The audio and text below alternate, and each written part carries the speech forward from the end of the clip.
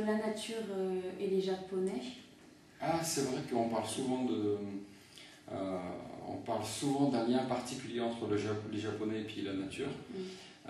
C'est probablement lié, ça c'est les Occidentaux qui disent souvent ça, et c'est certainement, enfin, ça apparaît clairement aux yeux des Occidentaux parce qu'en fait les Japonais sont animistes.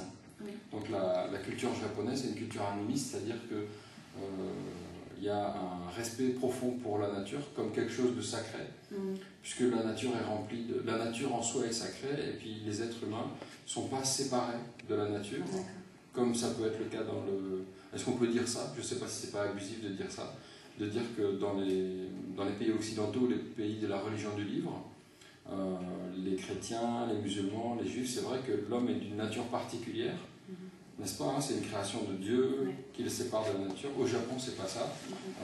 Les Japonais, en tant qu'animistes, ils ont vraiment conscience de faire partie de la nature. Et donc, c'est pour ça qu'elle est très présente partout. Donc, c'est sans doute à cause de ça. D'accord, merci.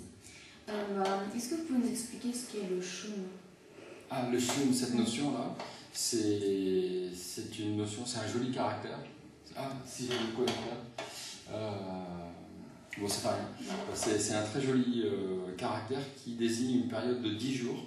C'est probablement une notion chinoise au départ, qui a été récupérée par les Chinois. Et chaque shun, chaque période de 10 jours pendant l'année, est caractérisée du point de vue de l'alimentation, du point de vue de la nourriture, par les plantes du shun, les poissons du shun. Et c'est propre à une région donnée. Par exemple, dans la région...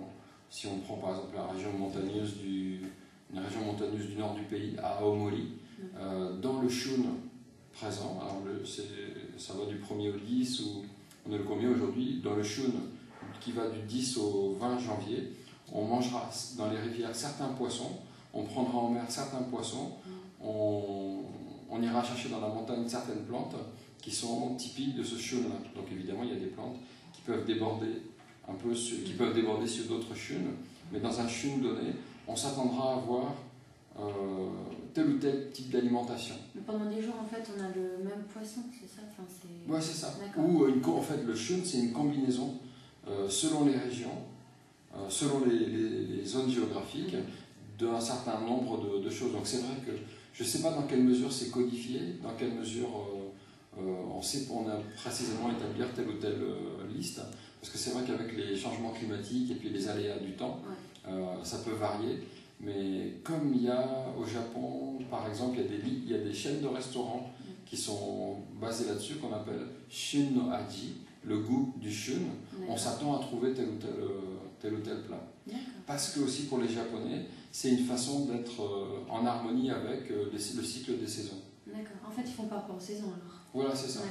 C'est vrai que les saisons sont très importantes, les saisons, comme en Chine traditionnelle. Le Japon est resté très, très traditionnel sur certains aspects par rapport à la Chine, qui a connu la révolution. Donc, c'est vrai que l'arrière-plan des saisons, le déroulement des saisons, c'est un arrière-plan pour tout. C'est un arrière-plan pour l'alimentation, la poésie, pour la littérature, tout ce qu'on veut. En fait, ils font vraiment tout en fonction des saisons. Oui, vraiment. D'accord.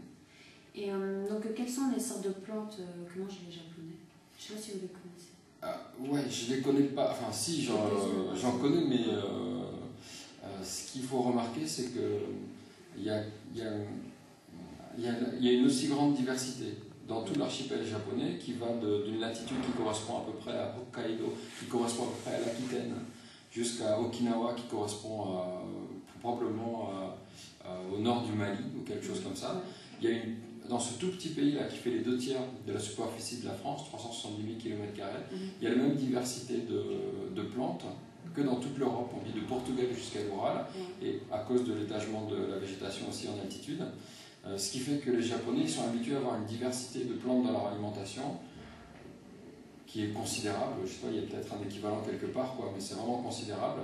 Et ils mangent, et aussi ils ont l'habitude peut-être à cause de ce respect, de cette attention portée aux choses, ils ont l'habitude de consommer beaucoup de choses qui sont, pour nous, pas des aliments. Ce qui est très typique, l'anecdote est amusante là, c'est quand des Japonais viennent ici en Bretagne, au printemps, sur le bord de la route, ils disent « Ah là là là, wallaby, wallaby, wallaby », c'est les fougères. Et pour eux, les fougères, c'est un mets de choix. Les jeunes poussent des fougères, donc ils en font quelque chose. Et des amis japonais me disaient que chez eux il n'y en avait plus parce que tout le monde les avait mangés, c'est rare quoi, il faut aller dans les montagnes. Donc ils mangent des fougères et ils mangent toute une catégorie de plantes qui s'appelle sansai. Comment on pourrait traduire ça? Précisément, les plantes de la montagne. Ouais. Donc quand on va quelque part, dans la campagne japonaise, dans les endroits plus reculés, comme il y a des montagnes partout, on peut goûter les sansai de la région. Donc ils mangent les feuilles, ils mangent les fleurs, ils mangent les tiges. Bon, pour ce qui est des fougères, là, il y a tout un traitement. D'accord, ils mangent pas ça comme ça. Non, bien sûr. Ils peuvent aussi, ils aiment beaucoup aussi, les Japonais, manger les choses crues ou telles quelles, mais en général, elles sont soigneusement coupées ou préparées.